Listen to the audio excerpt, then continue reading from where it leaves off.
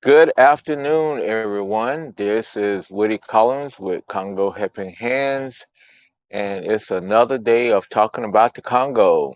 And we're going to kind of wrap up our subject on health clinics and schools by talking about the teachers and the nurses.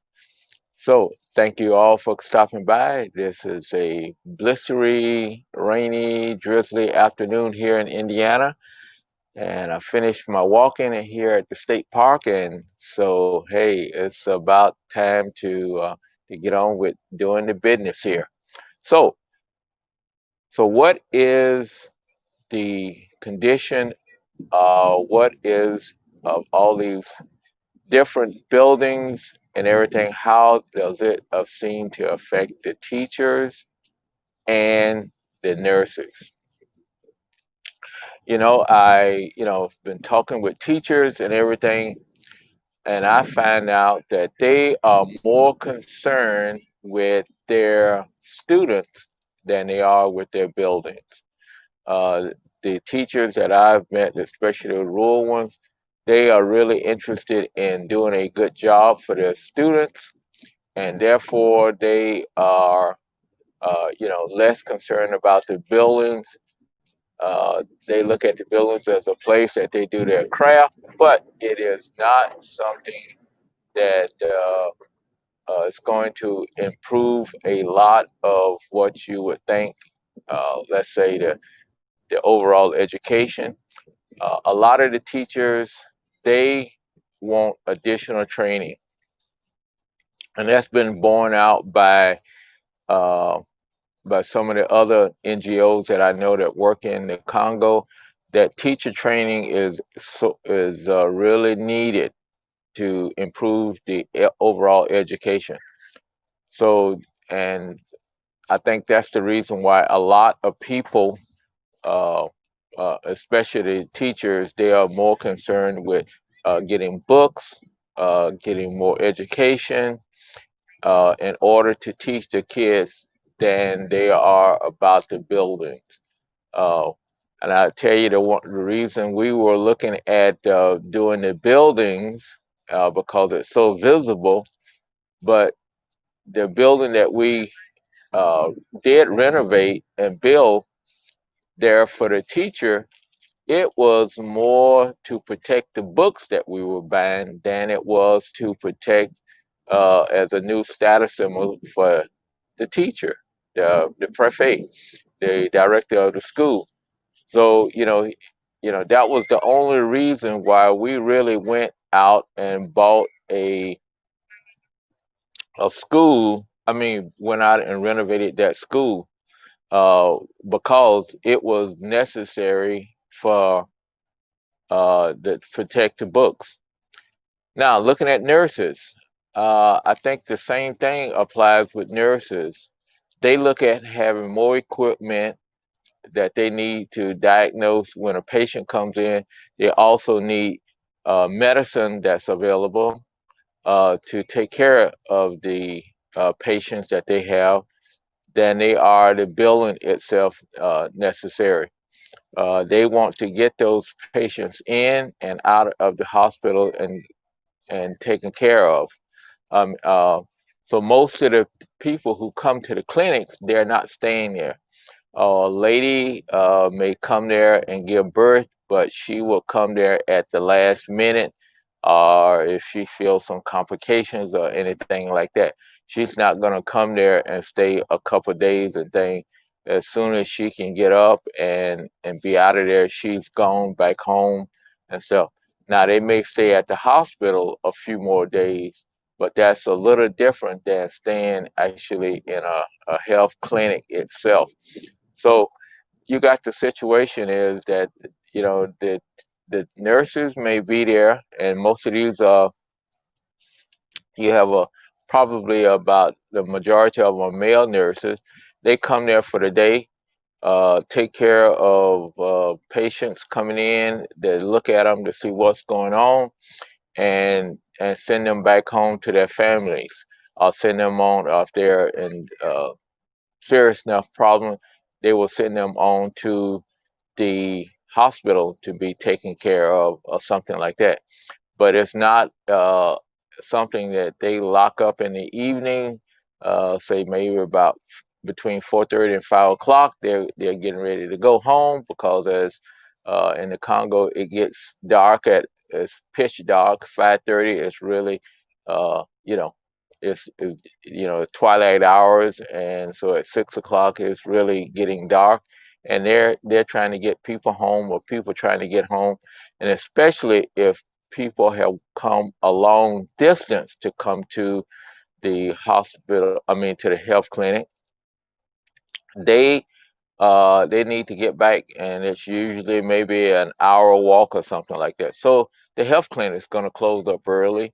They see the bulk of their people there, maybe from say 9 o'clock to 3 o'clock, and then that's it, and they're out of there. So they're not spending a large amount of time there, but they do think about equipment and medicine in order to treat the patients who uh, come to the health clinic. So, in spite of what we've seen as poor facilities, poor classrooms, uh, in the case of the teachers, they are really looking for to become better teachers by getting additional training for themselves and also getting school books so that they can teach from school books versus teaching from notes of what they've had for the last uh, 5 to 10 years that they have maybe inherited, and so they would enjoy having books and other teaching supplies, uh, even little things like a chalkboard and chalk. They really they were really interested in having that kind of stuff. So in the case of the nurses, they definitely would like additional training, and also they would like to be able to um, have those medicines so that when they prescribe something, they don't have to send the patient off to look for the medicine. Most times, like once I went to an eye clinic, uh, I had to go and buy the medicine to put in my eye from down the street somewhere. Well, actually, uh, I convinced them to go buy it for me because I knew if I went, they were going to charge me twice as much for it. So they went and bought someone from the hospital, the clinic went and bought the medicine for me to put in my eyes. So, that's not something that they stock or have on hand. They need the equipment more to do that. And just like they're looking at right now with this pandemic going on and getting the vaccines out, uh, pretty much all vaccines that I know of has to be kept cold, and they need these solar refrigerators so that they can be able to keep things cold.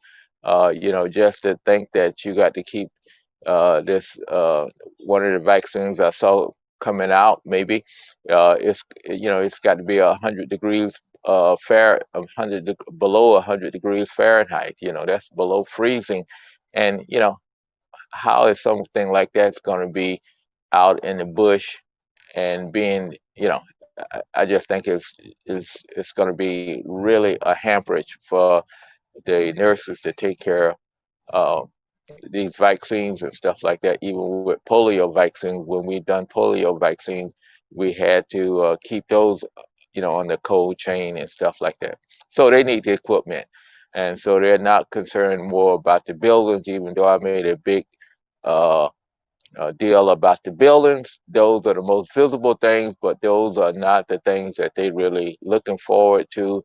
They're looking forward to, helping their students and helping their patients. In the case of the teachers, helping their students become better people, and the patients to get well and to get back home to do their thing.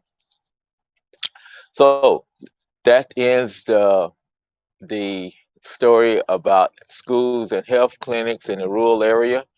but it's the most visible thing is the buildings, and you just pity for them as you kind of look at them and everything. But they are taking care. In the case of the nurses, they're taking care of the people as much as possible, and the teachers are doing their best to educate the students with the limited supplies and books and everything that they may have. So I'd like to thank you for stopping by today. And for those people who watching us on the replay, you can always catch us at 3 o'clock Eastern time on Facebook, on Woody Collins on my profile, or on Congo Helping Hands Facebook page, or on Congo Helping Hands YouTube page. So thank you again. Y'all have a nice weekend, and we hope that you take care of yourself, take care of your families, be safe, uh, stay home where if you're being directed to stay home, uh, wash your hands frequently, wear your mask, and also socially distance yourself. We need to get this pandemic under the control here. And also be blessed. And we will talk with you tomorrow at 3 o'clock Eastern Time. And where we talk about something else going on in the Congo. So take care. Be blessed.